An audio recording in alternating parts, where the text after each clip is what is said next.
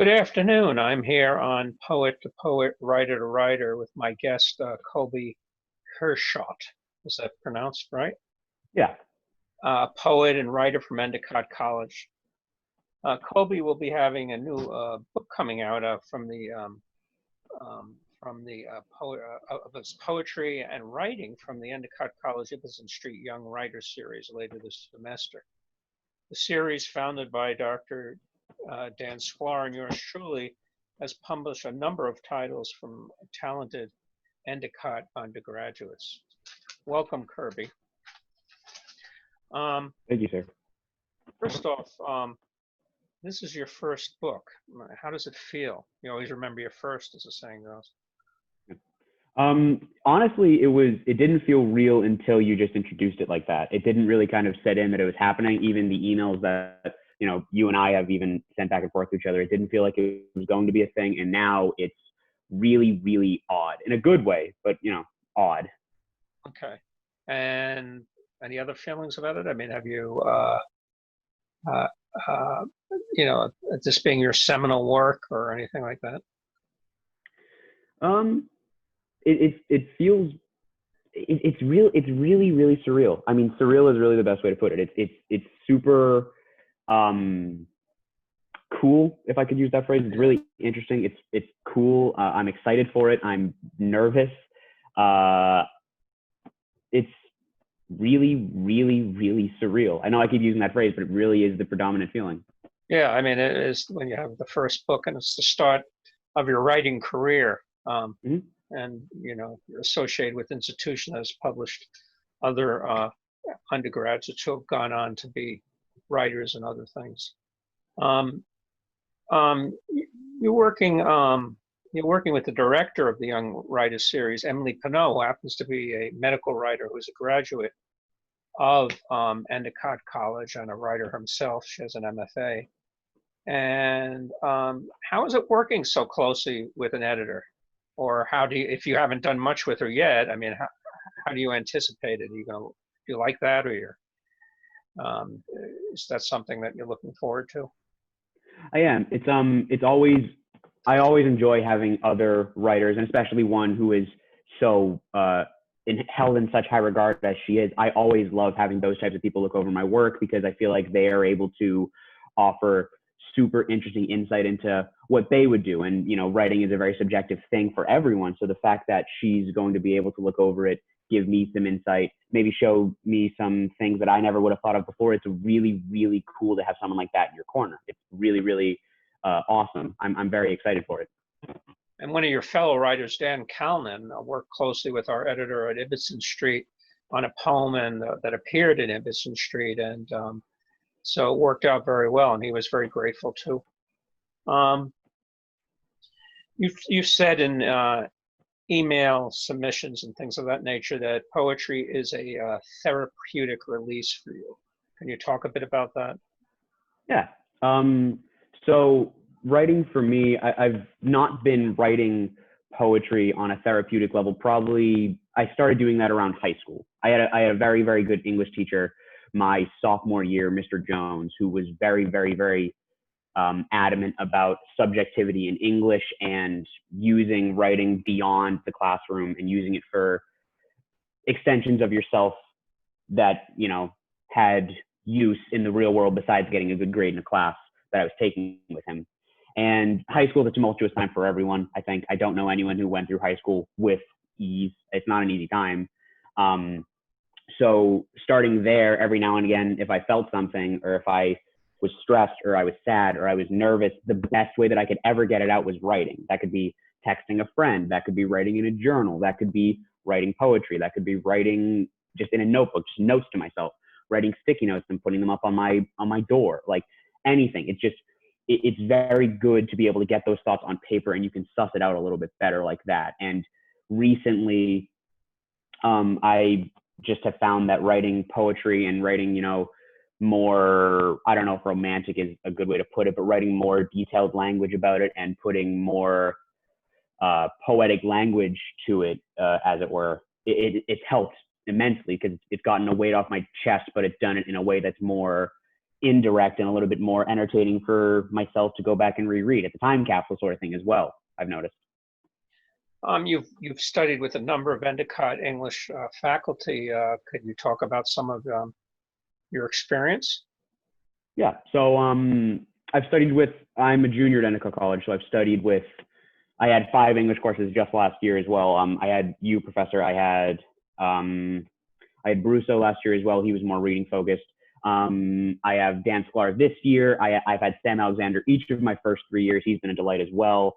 And all of you, I think, going back to my experience with my high school English professors, all of you are in the same boat as he is, where there's a very, very clear subjectivity looking through a lens at English. And I think, what do you mean by I know what subjectivity means, but what do you mean in terms of what you're talking about?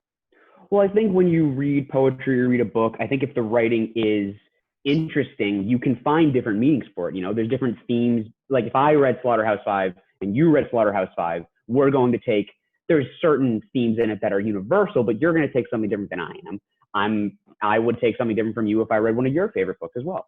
I think, and there's also artistic intent when it comes to writers writing down poetry. I'm going to write, I or you or any writer will write something in the moment and they'll mean something then, and then they could come back and look at it a couple years later and they'll see it in a different way. Or you could read a work that you wrote for a collection and you could read it and pick it up, you know, a year or two down the line and be like, that feels different now. It's subjective. It comes with time. You look at it through a different lens based on where you are in your life, you know?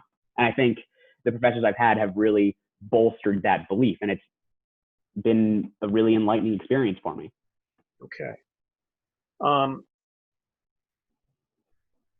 It seems from talking with you and just experiencing you in the classroom as well, you have,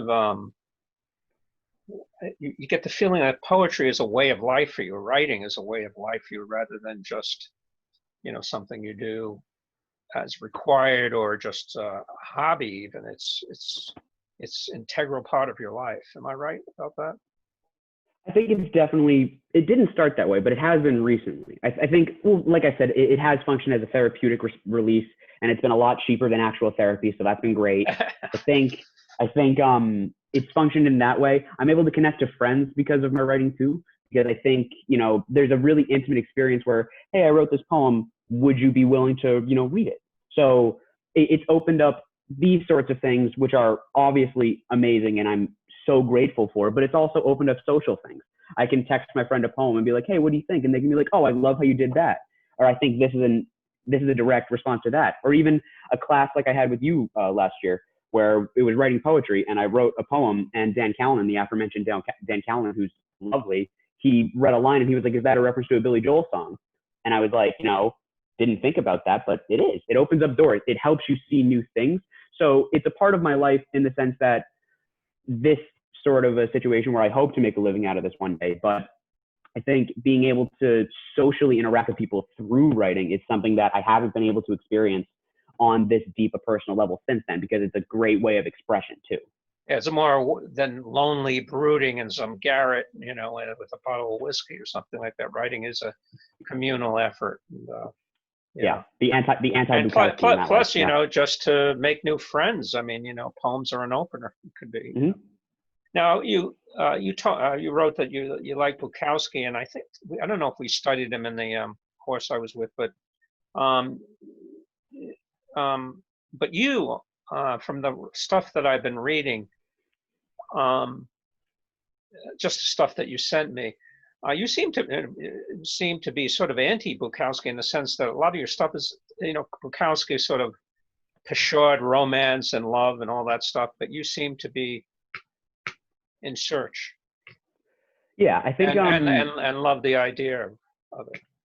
Yeah, I think that's very true. I think what I mean when I say I admire Bukowski is that I think he has a lot of faults, and there are a lot of things about his writing that I don't love. I think he's very, very, very harsh in a lot of ways. I think he objectifies things. I think he doesn't look deeper than surface level in some of his poems. And, you know, this is obviously my opinion, of course, but I think the directness of his language in a lot of ways serves his purposes really well in a lot of his poems. So as much as it is sometimes really harsh to read, I think the harshness can be very, very, because he has a lot of poems where he just writes about being a writer, and he writes about how hard it is, and he writes about how if he could look one of his critics in the face, he just wants to have a word with them. It's not even really angry. It's more so he wants to know what they saw. So there's a really brutal sort of vulnerability or honesty to him that I really do admire. I would not write a Bukowski poem. I don't think I have the heart for it,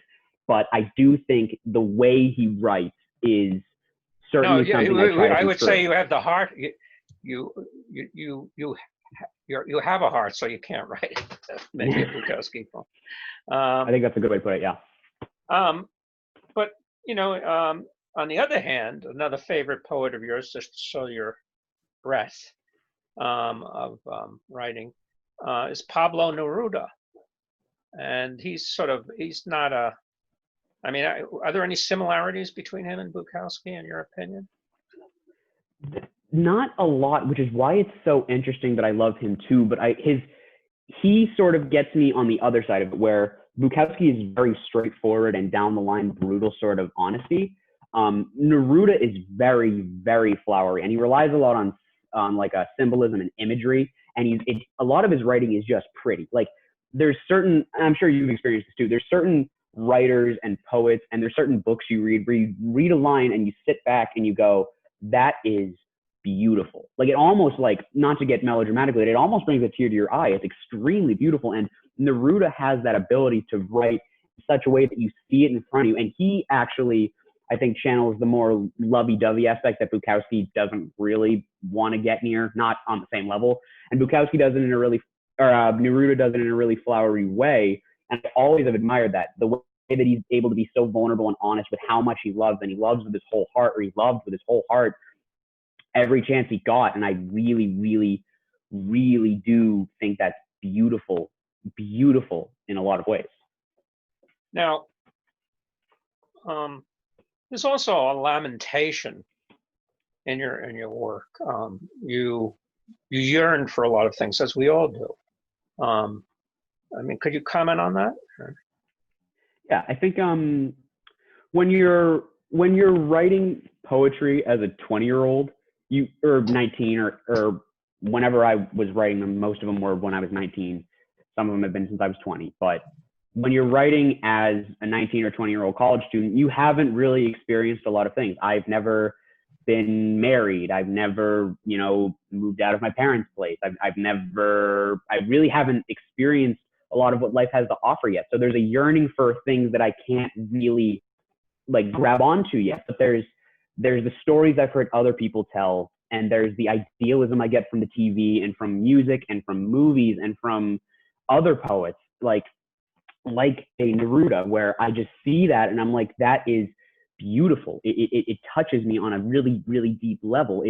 It's something worth yearning for. And I think life isn't about yearning inherently, but it is about a chase in a weird sort of way. It's about finding yourself and finding what you want and finding what makes you happy. So it's a weird sort of give and take where I'm taking in the world around me and I'm giving back how I feel about those sorts of things with my experience as it is, Now, how has it been for you as, with this COVID? Speaking of experiences, they're even more limited now. How has it been as a writer, a student, a human being in the COVID-19 situation? Well, I think like everyone, my experience will probably be a bit different. I think the thing I keep telling myself is right now, because as you said, it's really hard to experience lots of different things. The thing I keep telling myself, the lamentation actually that I keep giving myself is it's okay. A, it's okay to not be okay. And B, it's okay to not feel creative sometimes. There have been times where I'll just get home and I'll be like, I really feel like I should be writing, or I should be writing a poem, or I should be expressing myself, but nothing comes to mind. I don't feel like writing every day, and that's sad, but it's just the reality at the moment. And I think the thing I keep trying to do is I've just been consuming more media. I've been reading more books. I've been listening to more music. I've been taking more car rides and taking in the outside world as well. I've been just trying to engage the world as best as I can from inside my house. And that's hard, but it's the reality. So what it's really been is it's been really difficult to write and to stay inspired. And I try to really hone in when I do find something worth writing about.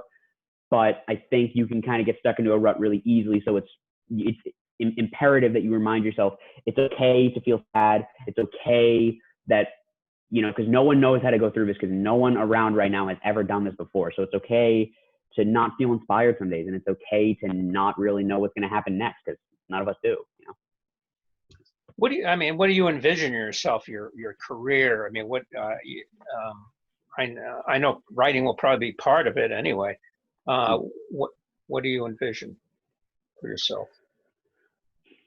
I know well, as you said, I know I want to be a writer in some way, in some capacity, whether that be for, you know, on the internet, writing reviews for stuff, which I've always loved doing, or, you know, editing for something or something like that. I'm not sure yet. I know that if you ask my mother, she wants me to be an English teacher very badly. She very much wants me to be an English teacher.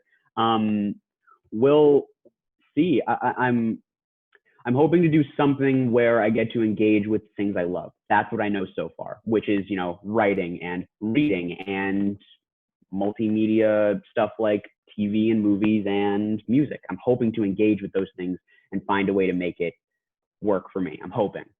As Endicott's known for their internship program, I wonder if you've had any internships that, you know, sort of met your interests. I definitely tried. My first internship, my freshman year, I interned at my middle school. I was a TA for a 7th grade English teacher, and he was great. And they were doing things that I found myself genuinely interested in. Like they started talking about Greek mythology the week I showed up. It was like perfect timing, because that's my jam. I love that sort of thing. But I think it was hard because you want to be something until you're able to see it firsthand sometimes. Like it's always like, it's always roses and like daisies, and it's always super fun, or it's always super interesting. And then you see someone doing it and you kind of see, like, I've never seen a teacher, like I've never seen them stress out until I was a TA and I saw them between classes, and he would just sit there sometimes, and he was great. He was lovely. He was never like explicit in his stress. You could kind of see he was sitting there and he was like, he loved doing it, but he was sitting there and he was just kind of, there was something about his disposition that gave me a pause, I guess. And I don't think it sort of turned me off from teaching, but I don't think I would want to teach 7th graders. So that was something. And then my sophomore year, I was offered an internship at Stage 284 in Hamilton, which is a community theater. And I was offered the chance to stage manage, which I do enjoy doing with the Stage 284 in Hamilton, their production of Legally Blonde Jr., which I enjoyed immensely. And it's a good connection to have. And are you taking a playwriting course with Dan Sklar now? Or? I am. I'm taking screenwriting and playwriting with Dan Sklar, which is another thing I would like to get into if I start, you know, getting better at that sort of a thing as well. Great. Mm-hmm. You're a man of all seasons, right? Maybe you want to read a couple of your poems from your upcoming book. They may be edited a bit, but we can hear them. Sure. I can actually pull up the email I sent you if you would like. Yes.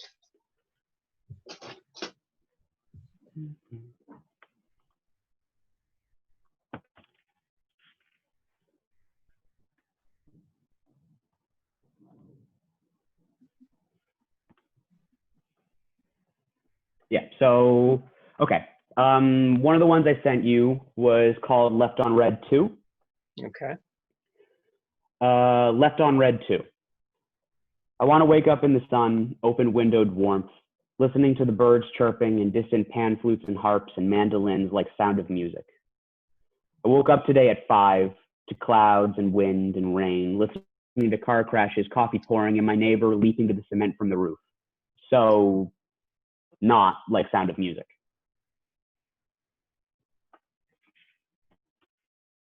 I have another one here called Given That I Am Unhappy, I Have a Right to Your Help. The night closed in around us, and it happened layer by beautiful layer, and you were near me, your hand in mine. Rubber band red marks on your wrist, years of bad habits led you here. And love takes place in commercials on the Hallmark Channel. This is a memory between the lines of a story that isn't mine, lights that turn on when I close my eyes, songs that don't exist but shouldn't they? looked at you. Your eyes are broken glass that passed as stars.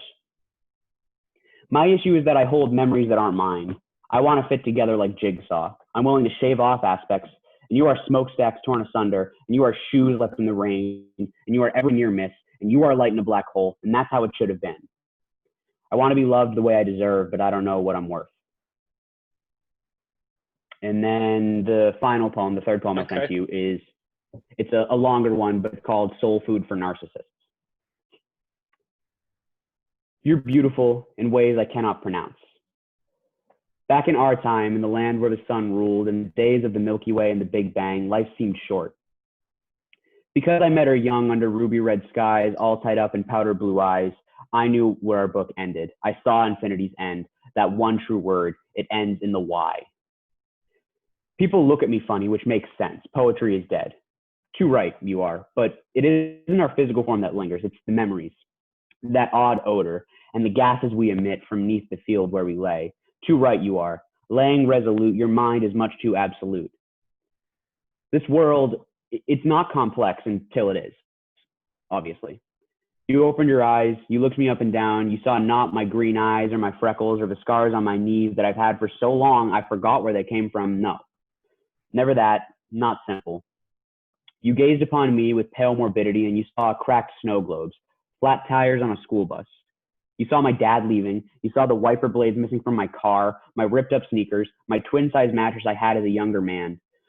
This world could be greenery, but as if by chance, certain eyes choose what they glance over. Perfect. Reflective pool, a dream at 19. To wander alone as the nights lay cold, the sun long since passed us by, throwing orange crayons outward over our broken dinner tables, plastering itself upon pale blue skies, vacant heavens with gods sitting on top of their hands, restless, hopeless. Why must I suffer? For I did not choose to create love. I did not stand in front of its arrows. I did not ask immortal buckshot to accost me, to bathe the starways in my lover's scent, to craft my bell jar in the color of her eyes. I suffer the slings and arrows of ancient primordial beings, the first sadists. If I had my way, would that I controlled this coil, I'd construct you heart first, but this time I'd build it right. I frame myself in your chest, I paint my outline, my image, my worth, my time all up in blue, a blue resembling your eyes. I'd pop in and ask about your day. You'd never look away. And on those warm nights that turned to gold sunrises winking at us, you'd never leave my arms. The sky would tie itself in knots. I could catch clouds in my hair and paint your image in stone if I had it my way. I don't miss you. I didn't love you. One day, golden sun-showered someday, I'll be craved. The gods will glance down their noses at me and smile and wink and recoil. This world is simple until it isn't. So those are three of them. Thank you very much, Koby, for your time here on Poet to Poet, Writer to Writer.